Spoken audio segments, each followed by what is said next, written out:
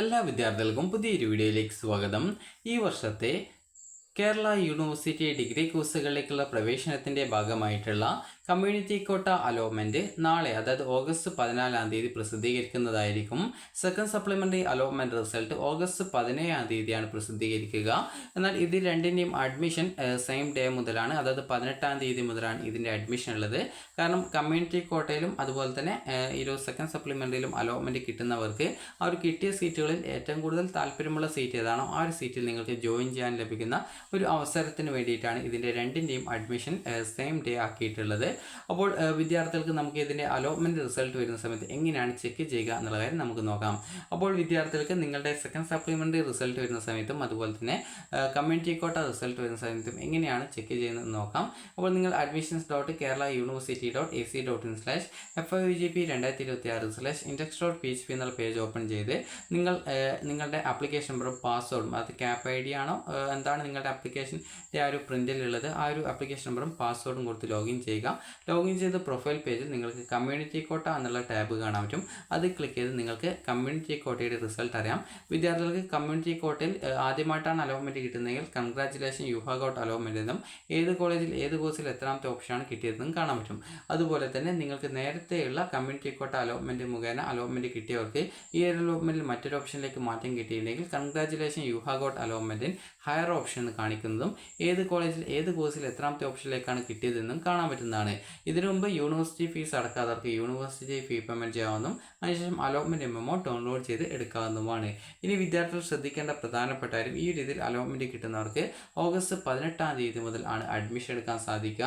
ഇതുമായി ബന്ധപ്പെട്ട ഒരു ഷെഡ്യൂൾ സ്പോട്ട് അഡ്മിഷനല്ല, ടെൻറ്റേറ്റീവ് അലോട്ട്മെൻറ്റ് ഷെഡ്യൂൾ നിലവിൽ ഓൾറെഡി വെബ്സൈറ്റിൽ പ്രസിദ്ധീകരിച്ചിട്ടുണ്ട്. അപ്പോൾ അഡ്മിഷൻ എന്ന് പറയുന്നത് ഓഗസ്റ്റ് 18 മുതൽ 19 വരെയാണ് ഇതിൻ്റെ അഡ്മിഷൻ. 2 ദിവസമാണ് അഡ്മിഷൻ ഉള്ളൂ. അപ്പോൾ ആ ഒരു കാര്യം പ്രത്യേകം ശ്രദ്ധിക്കുക. ഇനി വിദ്യാർത്ഥികൾ ശ്രദ്ധിക്കേണ്ട പ്രധാനപ്പെട്ട കാര്യം എന്ന് പറയുന്നത്, നിങ്ങൾക്ക് ഈ ഒരു അലോട്ട്മെൻറ്റ് കിട്ടിയിട്ടുണ്ടെങ്കിൽ ഫീസ് അടച്ച് നിങ്ങൾക്ക് അഡ്മിഷൻ എടുക്കാവുന്നതാണ്. പ്രത്യേകം ശ്രദ്ധിക്കേണ്ടത്, കമ്മ്യൂണിറ്റി കോട്ട സെക്കൻഡ് അലോട്ട്മെൻറ്റിൽ മറ്റൊരു ഓപ്ഷനിലേക്ക് മാറ്റം കിട്ടിയവർക്ക് പുതുതായിട്ട് കിട്ടുന്ന കോളേജ് കോഴ്സ് നിർബന്ധമായും അഡ്മിഷൻ എടുക്കേണ്ടതായിട്ട് വരുന്നതായിരിക്കും.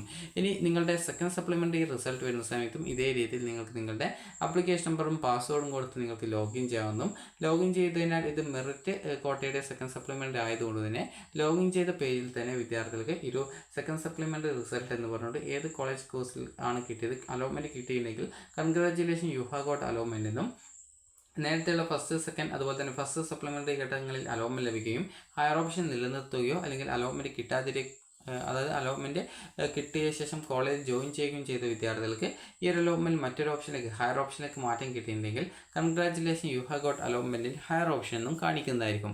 അതുപോലെ തന്നെ അലോട്ട്മെൻറ്റ് കിട്ടാത്തവർക്ക് no change in your allotment എന്നും, അതുപോലെ തന്നെ അലോട്ട്മെൻറ്റ് ഇതുവരെ കിട്ടാത്തവർക്ക് sorry you have no allotment എന്നും കാണാൻ പറ്റുന്നതായിരിക്കും. അപ്പോൾ ഈ ഒരു രീതിയിൽ നിങ്ങൾക്ക് നിങ്ങളുടെ അലോട്ട്മെൻറ്റ് വന്ന ശേഷം വിദ്യാർത്ഥികൾക്ക് അവിടെ അലോട്ട്മെൻറ്റ് മെമ്മോ ഡൗൺലോഡ് ചെയ്തെടുക്കാനുള്ള ലിങ്ക് ഉണ്ടാവും. ഇതിനു മുമ്പ് യൂണിവേഴ്സിറ്റി ഫീസ് അടക്കാത്തവർക്ക് യൂണിവേഴ്സിറ്റി ഫീസ് അടക്കാനുള്ള ലിങ്കും ആ ഒരു പേജിൽ ഉണ്ടായിരിക്കും. അപ്പോൾ കമ്മ്യൂണിറ്റി കോട്ടയിലും അതുപോലെ തന്നെ മെറിറ്റ് കോട്ടയിലും രണ്ടിലും അലോട്ട്മെൻറ്റ് കിട്ടുന്ന വിദ്യാർത്ഥികളുണ്ടെങ്കിൽ, അങ്ങനെ കിട്ടിയിട്ടുണ്ടെങ്കിൽ നിങ്ങൾക്ക് ആ ഒരു ഇഷ്ടപ്പെട്ട കോളേജ് കോഴ്സ് ഏതാണോ ആ ഒരു കോളേജിൽ നിങ്ങൾക്ക് ജോയിൻ ചെയ്യാവുന്നതാണ്.